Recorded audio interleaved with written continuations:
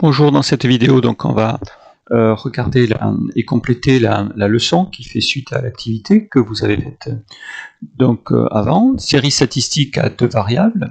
Donc ici, le cours vide, on va le compléter et essayer de le comprendre ensemble.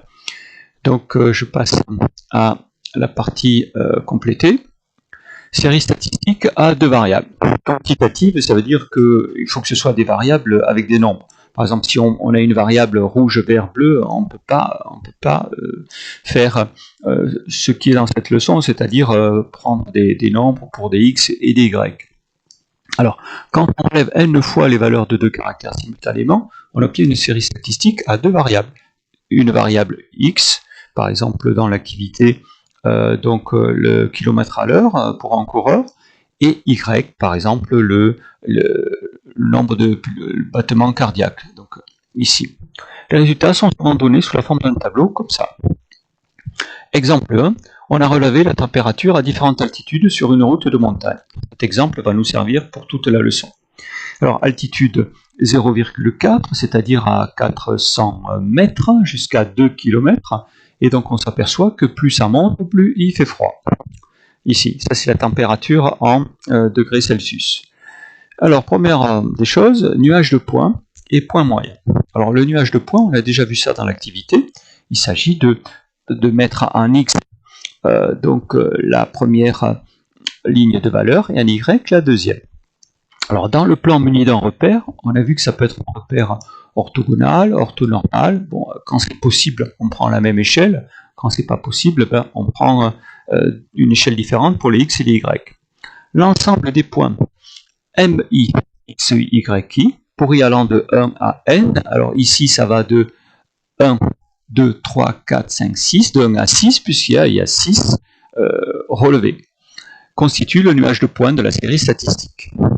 Alors donc j'ai placé ici avec un logiciel M1, M2, M3, M4, M5 et M6. Ici, par exemple, on a le point M1 ici, là c'est 0,4 et là c'est 8,6. Alors, qu'est-ce que c'est que le point moyen? Le point moyen, c'est le point pour lequel on fait la moyenne, c'est-à-dire on fait la moyenne des x et la moyenne des y. Vous voyez ici, j'ai mis x bar, c'est la notation qu'on utilise en général. X bar, en statistique, ça veut dire la moyenne des x. X bar, c'est x1 plus x2 plus xn sur n. Et y bar, c'est pareil, mais avec les y. Alors, je vous ai fait un exemple, calcul des coordonnées de G. En G, en général, c'est le nom que l'on donne au point moyen. Alors, x bar, qu'est-ce qu'on fait? 0,4 plus 0,8 plus 1,2 plus on divise par 6. J'ai trouvé 1,3. Les y, j'ai fait pareil, j'ai trouvé 2,7. Donc, le point moyen, c'est 1,3 et 2,7.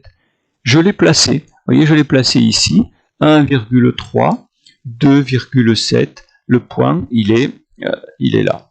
Donc ça, c'est le cours complété. Le cours vide, c'est pareil, je vous ai déjà placé les points, ici.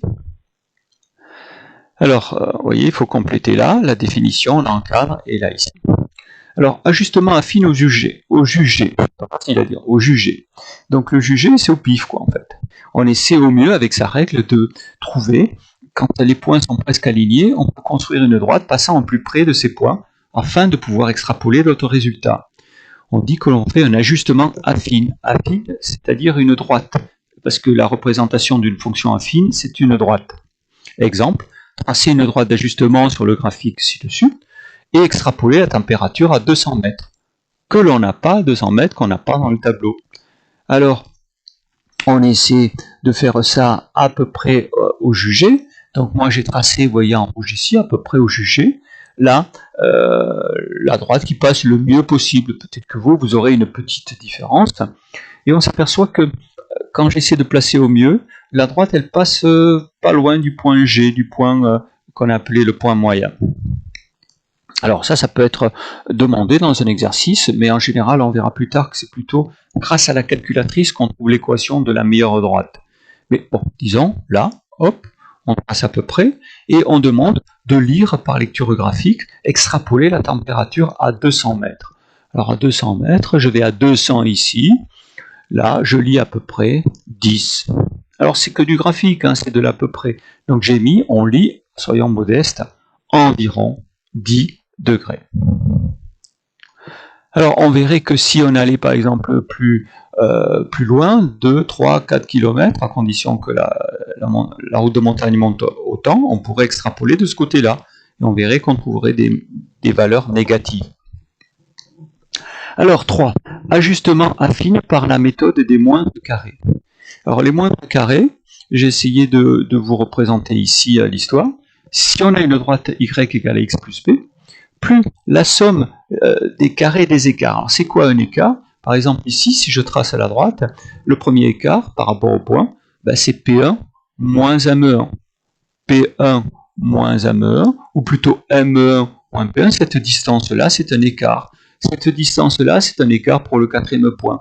Cette distance-là, c'est un écart pour le deuxième. L'écart, en fait, c'est Y. Ça, c'est la valeur de Y pour la droite. Non, alors, non, je dis une bêtise. YI, il est là-haut. Et ça, c'est la valeur de mon ordonnée pour la droite, AX1 plus B. Ça, c'est Y1, ça, c'est AX1 plus B. Et donc, la différence, c'est Y1 moins AX1 plus B. Là, ici, on ne voit pas trop parce que c'est presque collé. On va avoir Y2 moins AX2 plus B. Et donc, ça fait une différence. Et évidemment, plus cette différence elle est petite, mieux c'est, parce que moins on aura de différence entre la droite et les points.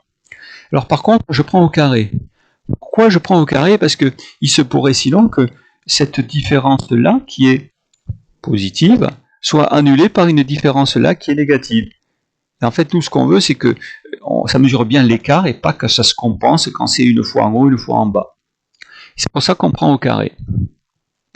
Et plus cette valeur, cette somme-là de toutes les différences est petite, mieux c'est, mieux la ligne.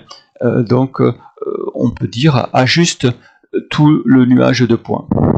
Je rappelle au carré, c'est parce que par exemple là, on trouverait plus 1 et là moins 1, et ça fait 0. On a l'impression que ça marche, mais en fait, c'est parce qu'il y a une compensation entre ce qui dépasse en haut et ce qui dépasse en bas.